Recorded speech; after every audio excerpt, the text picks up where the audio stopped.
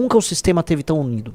O Valdemar da Costa Neto tá trabalhando com o Ciro Nogueira, ele tá trabalhando com a turma do PT, com o Jacques Wagner, ele tá trabalhando com a turma do STF, com o Alcolumbre, todos ao mesmo tempo. Esses homens estão todos trabalhando ao mesmo tempo para brecar o que eles consideram ser uma possível hecatombe. Hecatombe, que é a queda do sistema, cara. Que é a queda de todos eles. Quando houve a Lava Jato, pegou muita gente gaúda, mas não pegou o STF como um todo. Cara, o STF em grande medida tá pego. Outros ministros que não estão envolvidos, tem escritórios de advocacia também, que tem contratos com outros bancos masters. Pessoal, empresas contratam escritórios de parentes de ministro do Supremo para fazer negócio. Tem todo um sistema que foi montado justamente, vamos dizer, para que nada aconteça e que eles vivam como se fossem sheiks árabes. E esse sistema, cara, tá passando por um maior risco em muito tempo. Esse momento é muito diferente da Lava Jato. É muito diferente. Vou te falar duas coisas que tinham de diferentes. Coisa número 1, a infiltração não foi tão grande. Então, você foi pegando um a um os elementos do sistema e ganhando força e ganhando momento, mas o STF estava separado. Havia oposição. Cara, eu vou falar uma coisa que é bem complicada, mas eu vou falar. A oposição lá do DEM e do PSDB era menos corrupta e mais eficiente e trabalhava melhor do que esse bando de retardado que tá no PL. Tô errado, Riso? Não. Era uma oposição melhor. Eles eram frouxos em muitos termos, mas não tinha tanta essa fingição, essa pose. Então ficava um monte de deputado do PL, bolsonarista, fingindo, tô bravo! Tá bravo com o quê? O cara do teu partido tá no mesmo escândalo. Então, as pessoas eram melhores ali na Câmara dos Deputados. E 2, havia o MBL, e o Vem Pra Rua também, ou convocando manifestações, e as pessoas iam. Havia o MBL, o Vem Pra Rua, a gente convocava uma manifestação e as pessoas iam. E aquilo assustou os caras. E as manifestações, elas não eram campanhas eleitorais. Porque houve agora, esse domingo, uma manifestação ridícula, em que o Flávio Bolsonaro chamou as mesmas pessoas de sempre para basicamente fazer campanha. Obrigado. Não era isso as manifestações. Deixa eu explicar uma coisa para quem tá assistindo. As manifestações nossas não eram sobre isso. Era uma manifestação de pressão no Congresso, era fora PT o dia inteiro. Era apoio à Lava Jato o dia inteiro. Não dava pro Congresso Nacional ou pro STF armar qualquer coisa, que eles sabiam que aquela manifestação um dia podia rolar na frente lá do Palácio em Brasília. E não eram gente pedindo intervenção militar. Eram pessoas normais, que não queriam um golpe militar, que só queriam não viver num país corrupto. E isso dá muito mais medo do que um monte de maluco falando que vai dar um golpe militar. Ou pior, pessoas indo apoiar o Flávio Bolsonaro que faz discurso com sonoplastia. Então, entendam isso. Era diferente. Muito diferente. Era outro país.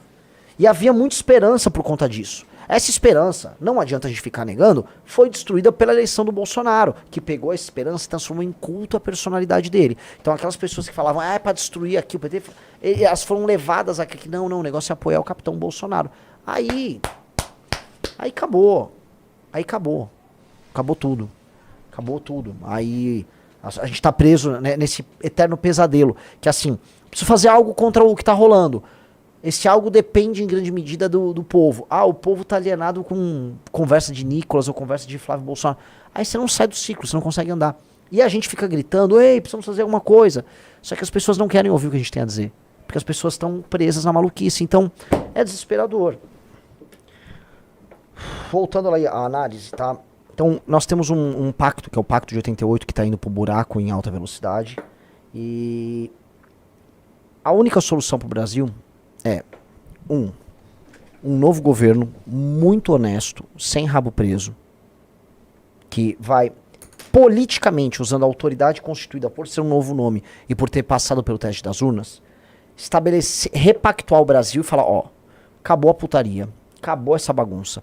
Nós vamos dizer, ter lei e ordem nesse país, vamos colocar o Brasil no caminho do crescimento, tá? Fulano vai se afastar, Beltrano vai se afastar, a STF não vai mandar muito. E agora vamos arrumar a casa. Vocês caíram, vocês morreram. 2, uma revolução. É isso. Tem 2 caminhos. Um caminho é institucional e outro caminho é violento. O caminho institucional, com todo respeito, só eu dentro dos candidatos que estão lá, tem condição de fazer. Os demais estão com o rabo preso na história. Os demais estão envolvidos na história. Quando eu falo os demais, vamos falar de quem será candidato. O Lula e o Bolsonaro. O Lula e o Flávio estão envolvidos no caso. Até o pescoço. Não tem condição. O Flávio Bolsonaro está acenando loucamente pro Ciro Nogueira ser visto dele. Alguém que assina pro Ciro Nogueira, que é parte integrante do problema, não vai resolver o problema. O Lula, então, pelo amor de Deus.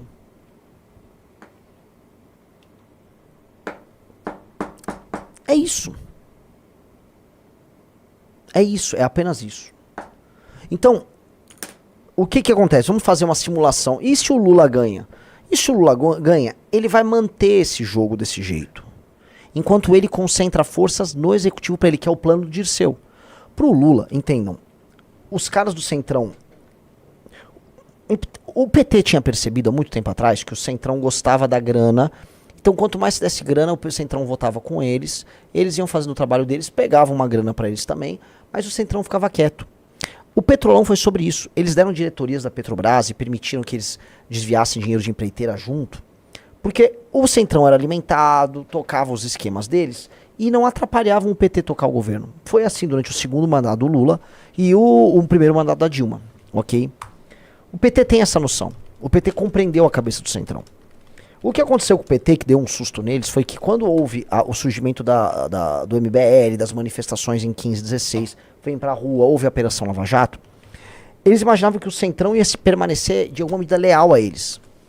Mas aí eles foram tungados que o Centrão se junta com o Temer e ao impeachment da Dilma o Temer assume. E o PT falou, nossa, tomamos uma lição agora colossal. E o Centrão entra no poder com o Temer, e quando o Bolsonaro chega ao poder, Bolsonaro, ele próprio representante do Centrão, sejamos honestos, o Centrão fica hiperpoderoso. Surge, por exemplo, essas emendas. E voltam os escândalos de corrupção, e o Centrão volta a roubar num nível que ele não roubava nem no período da Lava Jato. O PT volta ao poder em 22. E fica olhando isso, participa também, mas vai olhando. E o PT, onde está a brecha? O PT vai, e em vez de focar em brigar com eles no legislativo, onde eles perdem, onde o PT perde, ele foi pro judiciário, coloca o Flávio Dino no STF, e o Flávio Dino tá cuidando de pegar tudo das emendas dos caras. O PT tá armando uma casa de caboclo pra esses caras. Porque como esses caras estão torrando e participando da loucura como se não houvesse amanhã, o PT vai. Então o PT tá deixando eles se sujarem, se amarrarem. Volto a repetir, o PT vai para uma eleição em parte com um discurso ético. Eles vão tentar, não vão conseguir, é porque eles estão envolvidos nesse escândalo de corrupção. E no mandato deles, o Flávio Dino vai ser ponta de lança de um ataque muito sólido que o Poder Executivo e o Poder Judiciário farão ao Legislativo para colocar as lideranças do Centrão de joelhos. E aí o Executivo, com o Lula reeleito, retomar o poder de fato na nação. E aí o PT vai fazer pela primeira vez em muitos anos um governo mais à esquerda. Um governo concentrando o poder nele, PT. E o que o Zé Dirceu imagina? O Zé Dirceu é um homem estudado. O Zé Dirceu, volto a colocar, você tem algumas poucas pessoas inteligentes que pensam o futuro na política do Brasil. Algumas delas estão no Movimento Brasil Livre. Cito o Orlando, tem grandes discussões conosco. Acho que mesmo eu tenho uma cabeça boa nisso. E outras pessoas no nosso universo. Outra pessoa é o Zé Dirceu, do PT. O Dirceu sabe que os próximos presidentes da República, os próximos 3, 4, eles vão passar por um momento muito louco que é a chegada da IA. Vai ter uma revolução similar à Revolução Industrial que vai acontecer no mundo agora. E é uma revolução que vai aumentar a desigualdade e vai concentrar poder. O importante pro Zé Dirceu é estar no poder quando essa revolução acontecer, concentrando o poder. Se eles fazem isso, o PT dá um salto, e ele se renova para as novas gerações e concentra o poder no Brasil de uma maneira única. Então o grande plano do PT é esse. O grande plano do PT é fica no poder e aumenta o seu poder relativo com relação aos outros poderes. Ponto. O PT tem um plano. O Flávio tem um plano. O Flávio não tem um plano. O Bolsonaro não tem um plano. O Valdemar não tem um plano. Eles são esses ladrões que o PT quer, vamos dizer, controlar. Só que eles levam o voto de uma massa de brasileiros que acha que está enfrentando o sistema. É uma massa de brasileiros que está sendo enganada. Então, se eles chegam ao poder, vamos supor que Flávio venceu a eleição, o que ele vai fazer? É um governo que vai ficar na mão dos ministros do Supremo, como o Flávio Dino. É um centrão que vai ficar na mão desses caras. Ao mesmo tempo que ele depende desses caras para governar, porque ele seria um governo do centrão. Seria um governo em que a crise política ia continuar. É um governo que ia tentar no início ter o beneplácito dos mercados. E vejo como um governo, dado que ele seria o governo dessa turma corrupta, um governo passível de impeachment e um governo que passaria por muitas crises o tempo todo. Seria um governo muito complicado. Muito complicado. Então nós temos aí um PT com um projeto autoritário, entendendo o espírito do tempo, e um grupo de ladrões, que é a turma do Flávio. Então esses são os cenários que nós temos aí desenhados. Tá? E aí, tudo bom? Então, não é um cenário que eu imagino que a maior parte das pessoas que estão trabalhando aí na direita, no Brasil, dominem. Eles não estão pensando nisso. Ninguém está pensando no futuro, todo mundo está pensando no presente. E nem sequer eles estão sabendo interpretar a crise. A crise, ela não tem muita... Não há muita interpretação. As pessoas só acham, tem uma crise aí, o Vorcaro estava roubando. Veja, eu não acredito na ideia de que tudo são fluxos e processos históricos e que o homem não tem agência. Quando eu digo uma agência, é a capacidade de interferir e tomar decisões. Interferir no próprio destino e tomar decisões. Quem acha que tudo são fluxos e processos e que a história ela tem um motor próprio e ela vai te puxando, são, por exemplo, marxistas. É uma coisa muito determinista. Né? Eu não acredito nisso. Eu acho que a força da personalidade humana, o poder da personalidade e as decisões que são tomadas por pessoas, elas alteram a dinâmica de tudo. Então é tudo muito vivo. Mas eu também não considero que, como existe o outro lado, achar que tudo são decisões humanas que controlam. Existem processos e fluxos e tendências, e existem também a força humana, e essas duas coisas se misturam. Por isso que a história não é linear. Ela segue mais ou menos um caminho, mas ele é todo torto, e ele tem idas e vindas. Ele não é linear, entendeu? Então você tem que misturar os processos e os fluxos históricos com a personalidade humana, as decisões, as aleatoriedades, tá? Agora, existem tendências históricas que a gente nunca pode negar. Uma das tendências, por exemplo, é o da técnica. A técnica tomando controle da humanidade, a técnica tomando o controle do homem, a ponto do homem já servir a técnica. E cada vez mais a técnica manda na gente. Eu acho que a conquista final são os robôs e a inteligência artificial e o fim do trabalho. E, gente, nós veremos isso em vida. Eu verei isso em vida.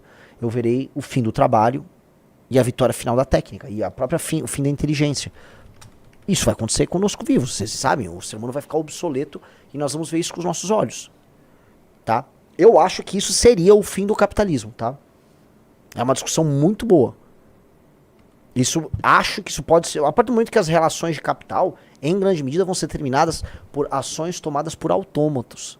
As decisões de investimento, a ação, o trabalho, a compra, o estoque, a formação de preço, vão ser dados por inteligência artificial e por autômatos. Mas eu já estou indo muito longe, né? Estou indo muito longe. O que eu quero dizer com o Vorkar é, quando as pessoas fazem análises, elas estão analisando assim, a galera decidiu se juntar e roubar, e é isso. Isso acontece no Brasil porque o Brasil tem muita corrupção. Não é isso só.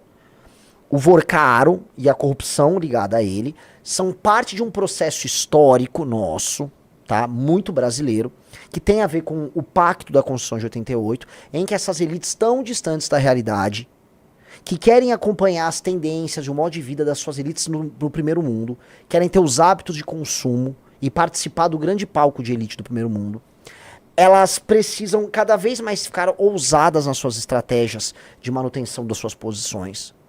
E para isso elas precisam de muita impunidade. E dado que o mundo, as elites mundiais avançam em alta velocidade, porque, né, há uma concentração de renda, há capital acumulado, esses caras precisam, né, o dispêndio de energia e o tamanho dos escândalos tem que ser muito maior aqui, porque a gente está na periferia, entendeu? Então esses caras, você vai ver cada vez mais um esforço colossal para eles se manterem nessas posições. E quem é o maior exemplo disso do que o Joesley Batista, que é um cara dessa mesma elite brasileira, que ele foi e se acoplou à elite americana. Ele é um cara hoje do Trump. O Joesley Batista é um lobista do Trump. Ok? Então esse é um processo que o Vorcaro representa isso em uma medida, mas o André Esteves também representa, que o Joesley representa, e as elites políticas também representam. Eles querem viver, né? A turma dos partidos Centrão quer ter um barco pra fazer putaria em Mykonos, junto com o Berlusconi, sabe? Nem sei se o Berlusconi ainda tá vivo, mas vocês entenderam. Com os grandes corruptos, os grandes barões do Putin, sheiks árabes. A elite brasileira quer fazer parte disso. Entenda isso. Quando a gente estuda história, quase sempre a gente estuda a história das elites desses povos. A tua vida, a minha vida, a vida nossa como réis, como meros mortais, pouco interessa pro estudo historiográfico. A história é sobre a elite. A elite brasileira é uma elite que tá sanguessuga pra caramba e que ficou pra trás de outras elites, só que ela tem que acompanhar. E aí cada elite tem sua estratégia de sobrevivência. Qual é a estratégia de sobrevivência da elite russa? Como a elite russa se comporta? Se juntou ao Putin, formaram grandes oligopólios, e aí eles participam do Jet Set internacional. Como funciona a elite árabe?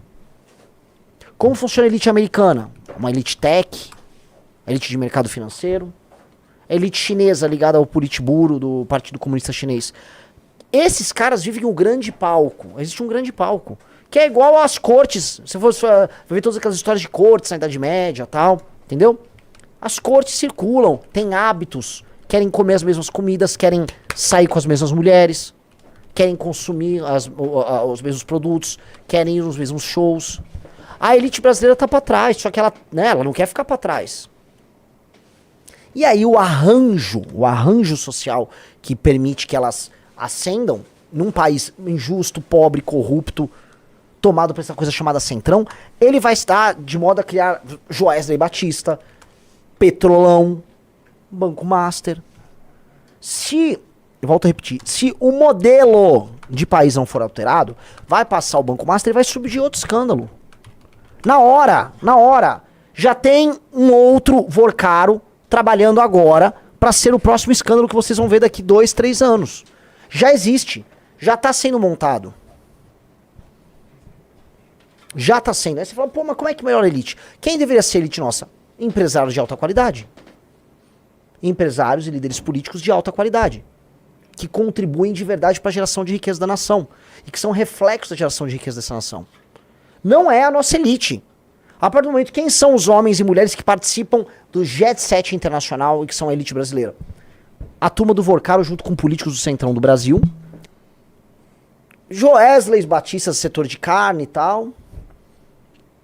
Um banqueiro aqui, um banqueiro ali. É isso. Aí esses caras querem...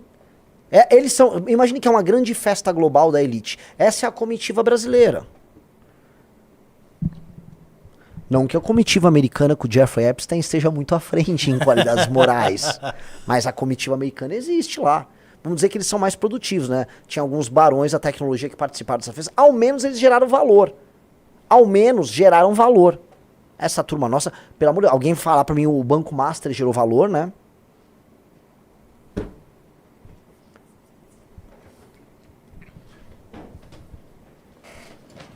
Né? Então, amigos, essa é a explicação. Agora, quem na política brasileira vai explicar isso igual o Orlando explica, igual o Bisotto explica, igual eu explico? Ninguém explica, porque ninguém pensa. Pelo contrário, eles querem estar na festa. Houve a Lava Jato no momento que a crise econômica chegou e as pessoas sentiram no bolso. Aí as pessoas juntaram o seguinte ponto. Eu tô mais pobre porque eles me roubaram. As pessoas juntaram assim, ó. Isso foi muito bom. Houve um acoplamento narrativo. Junte a isso o ódio contra as esquerdas, o ódio ao PT, o uso quase, vamos dizer, inocente das redes sociais para fazer política naquela época. Se junta tudo isso e plum, teve uma revolução no Brasil.